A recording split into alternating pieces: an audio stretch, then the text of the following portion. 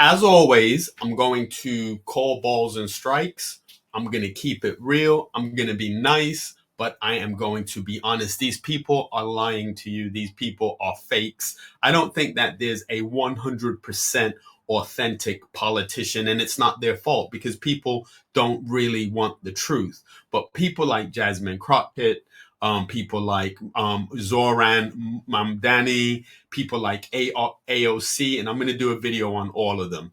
These people are fake. They are selling you a dream. They're trying to come across like these working class people that have been raised just like you have. And then people don't think. People just buy into that thing. They hear that they're going to get free stuff, and then they just want to roll with them. But we're going to look at some of the stuff that's going on with Zoran Mamdani. But know this. He is a Harvard educated individual. His parents are wealthy. His mom is a film producer. I'm not knocking any of that because I'm sure that they worked hard for that.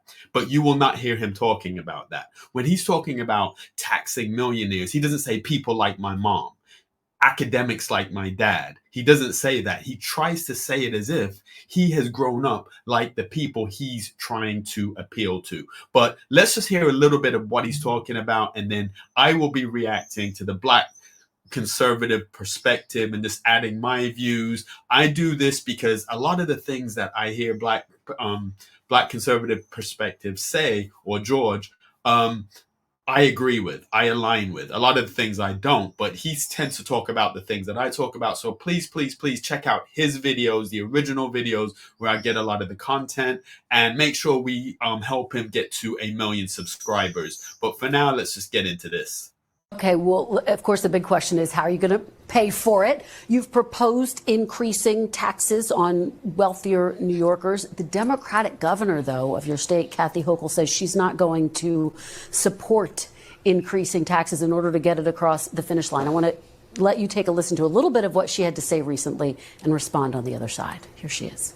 I'm not raising taxes on people at a time when affordability is the big issue. I'm actually cutting middle class taxes. Even on the wealthy. I don't want to lose any more people to go to Palm Beach. We've lost enough. How are you going to raise taxes if you can't get Democrats to support it? So I think what we've shown over the last 8 months is our ability to take that which is considered a non-starter and make it seem inevitable. We've shown that with this campaign, and ultimately we're seeing that our vision to tax the top 1% of New Yorkers, these are New Yorkers who make $1 million a year or more, and our proposal is to just tax them back. All right, so that's what I'm talking about. The top 1% of New Yorkers, those that make $1 million or more. Now, for me, for transparency, if I was him, I'd say people like me, because he is in that 1%. The other thing, and I try to be nice. I don't try to be mean, but the smile and the smugness just really bothers me about this guy. And the other thing to look out for, he presents a lot of numbers. He comes across, he's Harvard educated. He comes across as knowing what he's talking about. But some of the things that he says, if you drill down, if you ask the why behind that answer a couple of times, you'll get to the truth. By 2% additional is something that has broad support and will continue to increase that support over the next few months and years. So you think you're going to be able to twist Governor Hochul's arm and get her to support raising taxes? I mean, what about the fact that she says she's concerned New Yorkers might leave? They might go to Florida. I think it's time for a leadership that doesn't twist arms, but rather builds partnership. And I'm looking forward to having that with the governor, because ultimately my policies, my vision, it's driven by an assessment of what's actually happening. The Fiscal Policy Institute found that the top 1% of New Yorkers leave at 1/4 the rate of other income groups. And when they do leave, it's actually to other states considered high tax, New Jersey, California. So it's not fiscal policy, it's quality of life. And ultimately, the reason I want to increase these taxes on the top 1%, the most profitable corporations, is to increase quality of life for everyone, including those who are going to be taxed. Here's how the Washington... Imagine thinking that taxes in New York are not high enough, right? I mean, I get the whole, oh, well, let's, tax the rich and get the money to the poor thing. But you're already taxing the rich. I mean, let's be real. I mean, this is not me saying, oh, boo-hoo for the rich, because that's the way that the socialists like to frame this, right? They like to frame it as, well, you're just, crying on behalf of the rich. No, I'm not crying on behalf of the rich. But I think that it really says something when it's never, hey, you know what? Let's work with the budget that we got, right? We already collect billions in taxes. We already tax the rich. Maybe we should focus on how we spend the money that we already have instead of taxing more. let's figure out how to spend the money that we already have more efficiently and to get the outcomes that we're looking for.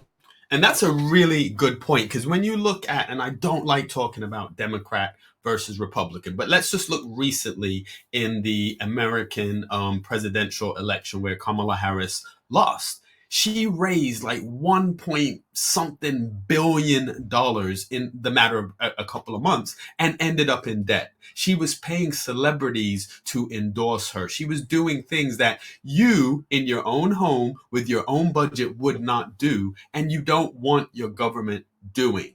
The problem is on both sides. So on the right and on the left. However, at least on the conservative side, the conversations are around you generate your own wealth. You keep more of your wealth. The government is there to support you when needed and in extreme circumstances, but you should not rely on the government. Whereas the Democratic or the more liberal side of you is more heart-led, where they're talking about, well, everybody needs help. And that's true. And the government should be there when you need help. But the system should not be designed that you can get away with not working if you can, or not going out there and trying to find options if you can. There should always be a safety net, 100%. But I do think that we should have a model where the government is small, it's powerful in the areas that it needs to be powerful. It does the thing to protect the most vulnerable. And by vulnerable, I'm not talking about race, I'm not talking about gender. I'm talking about vulnerable because they're unable to work. They have physical limitations on what they can do, and the government is there to support them. So this whole idea of just tax, you're going to tax people to a point that they're not rich anymore, or they're not wealthy anymore. Because do keep in mind, the wealth spectrum is not static. It's not something that you're born rich and you stay rich your entire life. Most people are born poor. And what I mean by that is when you're not working, you are poor by how they grade wealth, right? So when you first come out, you're not working, then your first job, you're still poor, then you work and work. Most people throughout their life, they transition through different stages, but they make it look like it's a static thing. You're always rich or you're always poor. And wealthy people, they have options. Regular working class people don't have the options that wealthy people have as far as moving and going to other places and being more tax efficient. Okay. But again, for whatever reason, socialists really don't understand this concept. The only thing they understand is tax and spend, tax and spend, tax and spend. Okay. And what they don't really get is that when these socialists tax and spend, they tend to waste the money on things like, for example, illegal immigrants. They say that they're going to fight the homeless, right? But we've seen how that works out in California. We've seen them spend billions, tens of billions of dollars, okay, fighting the homeless in California only for homelessness to get worse, right? It's a complete and total disaster, right? They spend billions of dollars on these green energy projects that never get built. They never go anywhere because the environmentalists sue in order to stop the building of the project. So again, it sounds great, but the execution is never what these people promise. It's never what these people promise. True. And part of that is because they're always paying consultants for things. They're always paying people who, to a degree, are part of their circle. So they're moving the wealth around their circle while they're saying that they're trying to do better for working class people. Now, I'm all for bringing in a specialist in an area that they can educate you and show you how to be more efficient.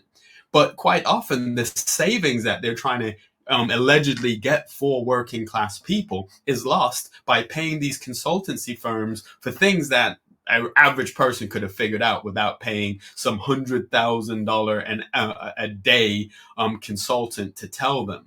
So we never get what they promise us. There's enough money that's just being wasted. I don't understand why so many people were opposed to the Doge concept. Maybe you didn't like Elon. I get that. But anyone that's ever been to the DMV, anyone that's ever dealt with anything that's run by the government, you would know it's not run as well as Amazon. It's not as efficient as the things that we do in our everyday life. The government is not good at those type of things. So if we can bring someone in to make them more efficient, why not do that? Maybe Elon wasn't the right person, but we shouldn't have been fighting against the concept of making things more efficient, that our money can be spent better. And then after you sort out the efficiency, if you need more money, then you do that. But you don't just say the solution is more money. And this is why they appeal to young people, right? Socialism is something that appeals to young people because young people are naive. They lack life experience. They don't really understand how things work. They don't understand capitalism because, again, a lot of them spend more time learning about socialism and communism, reading about Marx in college. Actually, I know this for a fact because in college, I read a lot more about Marx in communism than I did about capitalism. They spend more time reading about that and learning about that than they do about capitalism.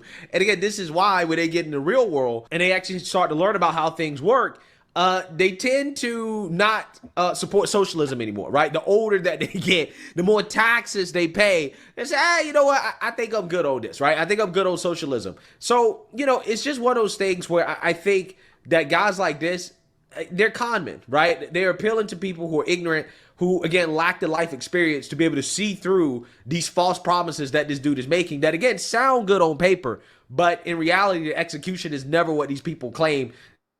And there's a saying that if you're not liberal when you're young, you don't have a heart. If you're not conservative when you get older, you don't have a mind. Because, what George is saying here is so true. When you're younger, you just think everything falls out of the sky.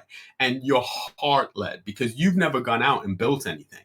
And the other thing about all of these people, and if you look throughout history, do your research throughout history. The heads, the leaders of these communist and socialist movements are not working class people. These are usually academics. These are people from really wealthy backgrounds who can afford to have these luxury beliefs, who can afford to say, oh, well, we're going to just open up free grocery stores. And maybe their heart is in the right place, but they've never built anything. They've never had a corporation. They've never hired people. They've never created jobs for people. And therefore, it's easy to give away people's money. It's easy to spend other people's money. And these people, because they've never had to deal with those different tensions of, all right, I'm going to open a business. I'm going to put everything on the line for. I'm going to build it up. I'm going to hire people that those people can provide for their family.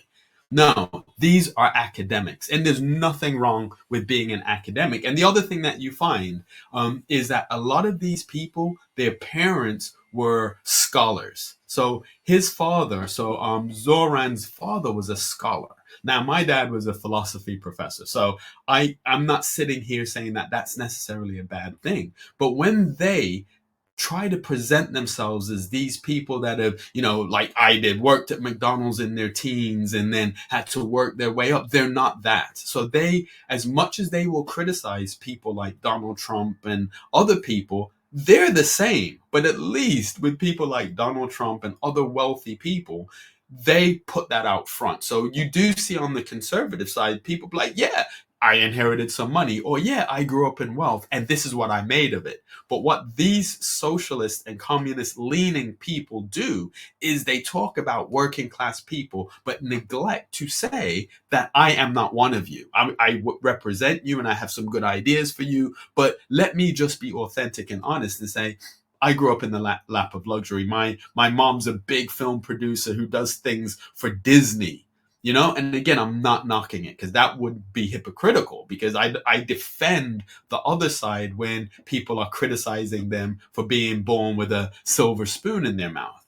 So whilst they're criticizing people for being born with a silver spoon in their mouth, they were too, and quite often went to the same schools and had the same privileges as the people that they're criticizing. That it will be. Post editorial board wrote about your proposals. They say a massive minimum wage would depress low-skilled employment. His rent freeze would reduce the housing supply and decrease its quality. Cutting bus fares would leave a transit funding hole that, unless somehow filled, would erode service. Meanwhile, the grocery business operates on thin margins, and his plan for city-run stores would probably lead to fewer options, poor service, and shortages. Mr. Mamdani, Are your proposals going to hurt the very people you're trying to help? Not at all. There have been many in editorial board who have had concerns, and what we've shown is that more than 400,000 New Yorkers are excited about this vision. And the reason they're excited about it is one that is in line with the scale of the crisis in this city. I mean, we are talking about our tax base growing smaller and smaller each day, with New Yorkers leaving to New Jersey, to Pennsylvania, to Connecticut. If we do not meet this moment, we will lose this city. And our proposals are ones that are thought out. They are ones that are also clearly going to be funded by these revenue streams. I'll give you an example.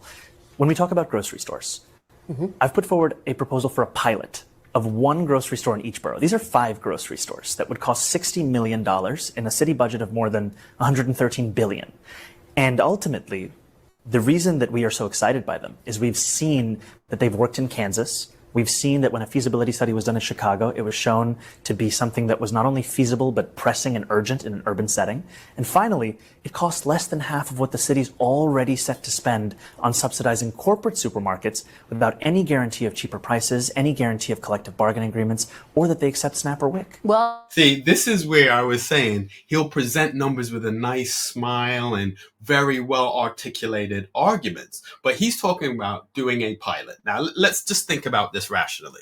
So they're going to do a pilot in the 5 boroughs. So that means there'll be one city-run grocery store in each borough. So that particular store will have, presumably, will have better pricing. So you're going to have a lot of demand for something that is in small supply. So what will that do? You will have lines of people lining up to get this produce to be able to shop in this store. So then they'll say this is successful because look, we have lines. So what do they then do? They open more. As they open more, people will always want less expensive things, and those people in need deserve those less expensive things, but there will always be more demand than supply. So then they will then project out and say, well, we need X amount. And this is where we then have the problems. As they expand out, you will then have smaller family run grocery stores that are operating on a really tight margin. And in New York, we call them bodegas. And this is why I don't understand how, like the AOC base is supporting this, because a lot of these people probably do own or have seen or benefit from bodegas. So now all of a sudden you have a family run bodega that is now competing with a city subsidized grocery store or store. And it just won't work out. But by the time that happens, it's too late. It's too late, because if they try this, and this is the other thing about academics, they have nothing to lose. They trade on ideas. Capitalists train on profit and loss. So if you fail as a capitalist, so if one of those bodegas fail, they shut down. They go bankrupt. They can't just move on to the next thing. Whereas academics, they come up with an idea, they implement it like socialism. It's never worked anywhere in the world. And the excuse is always, well, it just wasn't done right. But the academics who have made money in the experiment are fine. They can move on to the next thing and say, well, this is how we'll do it next time. But all of the collateral damage of regular, everyday, working class people, that is never taken into the assessment. Yeah, so again, this is where the con man comes in, right? Because if you listen to this dude talk, you would think that, oh, this was tried in Kansas, and it's already worked in Kansas, right? That this is what you would believe listening to the guy, but that's not actually what's happening in Kansas, right?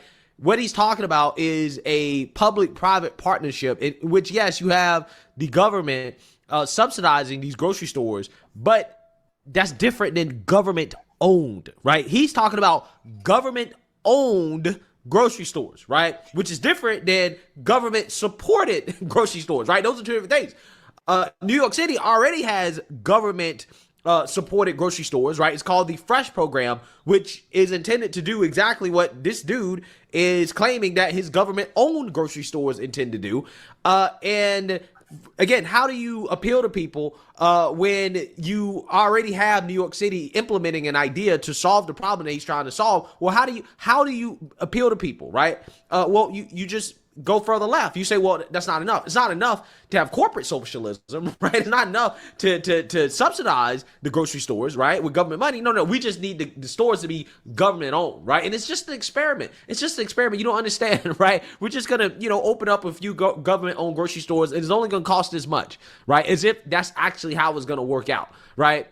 It never actually works out the way they claim it's going to work out. But I want people to understand that what he's talking about in Kansas is not the same thing that he is proposing in New York City.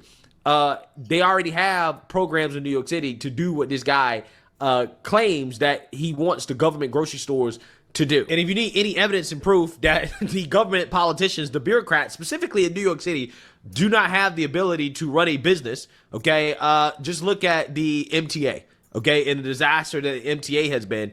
That tells you everything you need to know about New York City's ability to have government-owned businesses and to run them well, okay, to have them do the things that they promise they're going to do on, an actual affordable budget, right? It never works out the way these people claim. Never. Take me to my next question about grocery stores. Some executives, including one of the top grocery stores owners, billionaires, threatening to shut down his supermarket in the city. John Catsimatidis, who runs Gristedes grocery chain, you're probably very familiar with him. He said this on Election Day, quote, "If the city of New York is going socialist, I will definitely close or sell or move or franchise the Gristedes locations." In order to run New York City successfully as mayor, do you not need the support of a billionaire businessman like John Catsimatidis? Oh, his face, that smile just really bothers me. You can ask him that question. He'll have a great answer. But the fact is, he's never run a business. He's never had to work within that world as in a capitalistic type environment where he's producing a product. People are willing to exchange their money for that product. He's an academic. He's someone who comes up with ideas, puts them forward, finds the statistics and the data to support the idea. And then because he comes across as quite a charismatic person, and again, I'm not knocking him, I don't know him, but I am just talking about his ideas. That's one of the things that I'll always try to do. I'll talk about the person's ideas. Now, there might be some quirks about them, just like there might be some quirks about me that you don't like, but for the most part, it's about people's ideas. It's about things that we've seen, tried, that have not worked. And it's also about being authentic. It's about saying, well, look, I am a millionaire academic and I have these great ideas that might work. And I want to help people that have been left behind. Say that. But don't come across like you are one of those people and you've been given this opportunity to work on their behalf as one of them.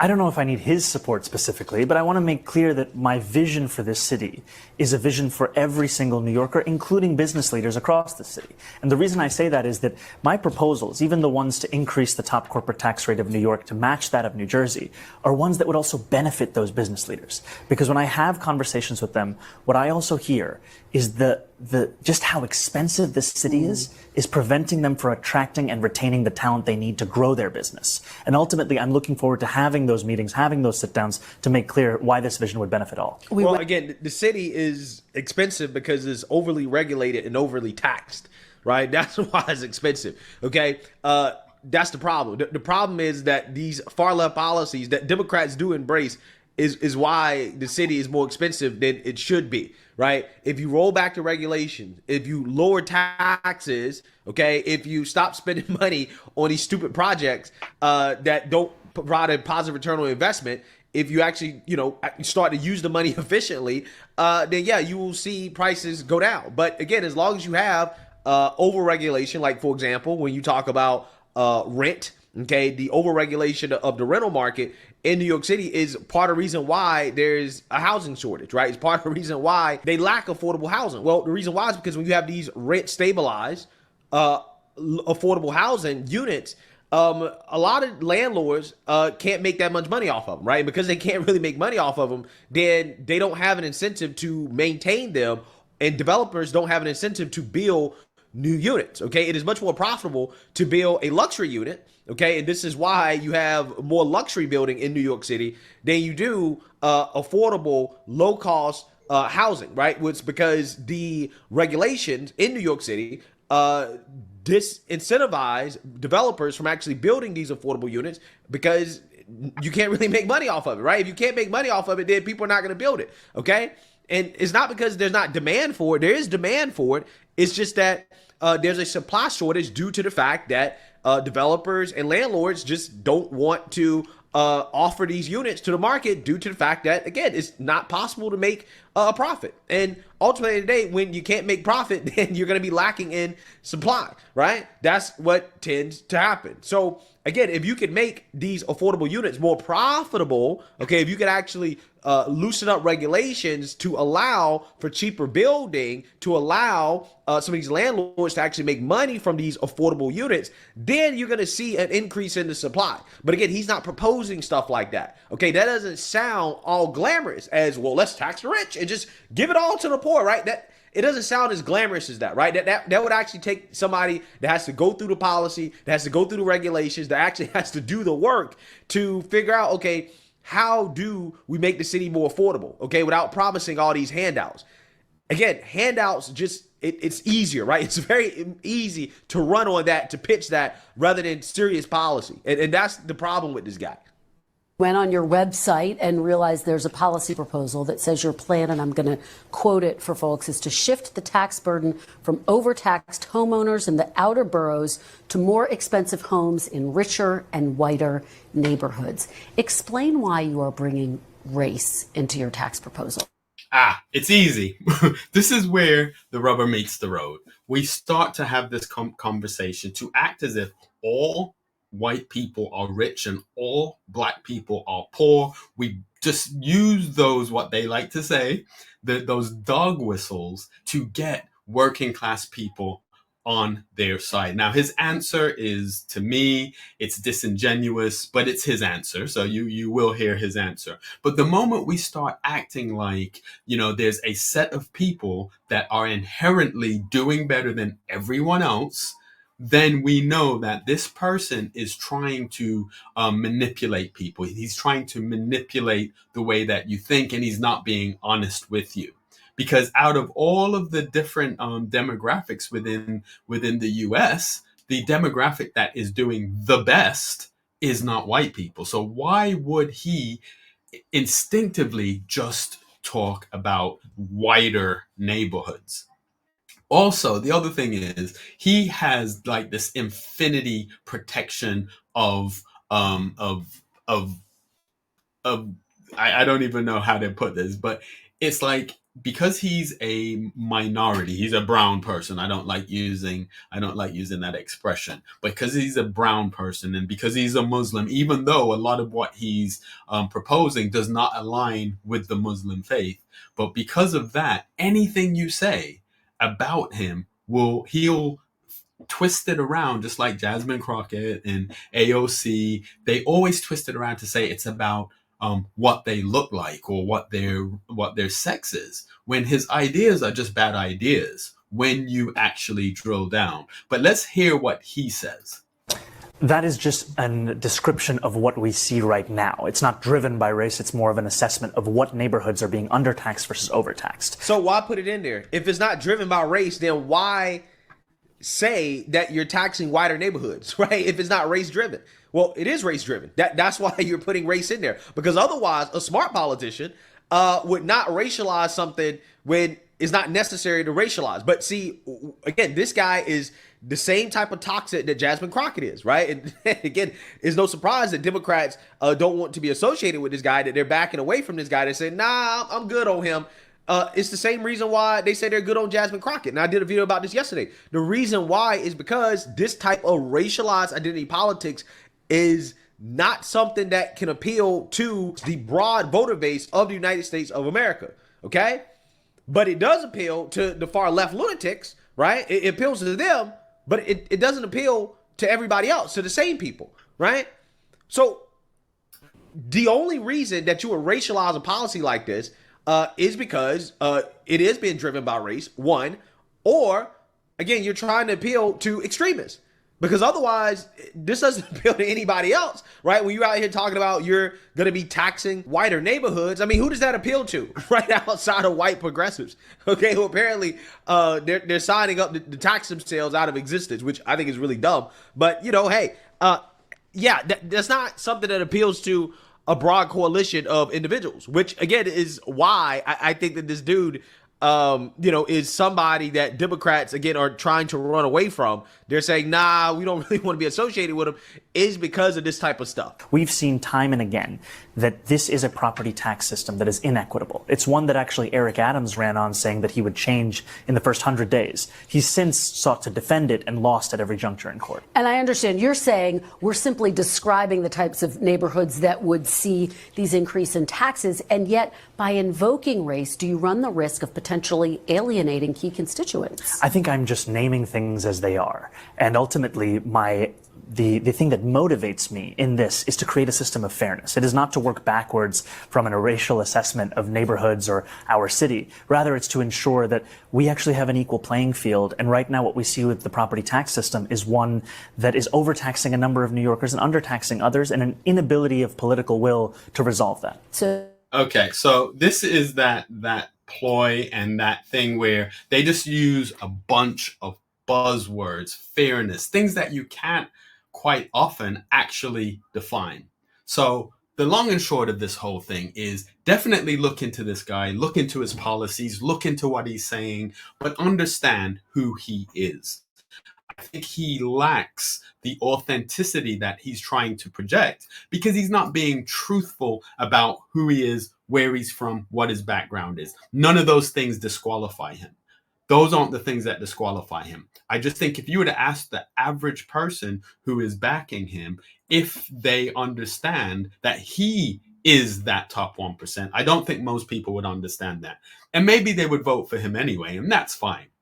My purpose here is not to in any way denigrate him as a person, but just to challenge his ideas, just to challenge how he's presenting his ideas, and to question, is he being as authentic as he is trying to come across? So you let me know, and don't forget to check out the original video by the Black Conservative Perspective. Let's get him to 1 million subscribers. He's one of my favorite podcasters. This is why I react to his videos, and the content that he has usually aligns with what's on my mind. So make sure that you check him out, and make sure that you check out some of the other videos and look at the description on ways to get in contact with me.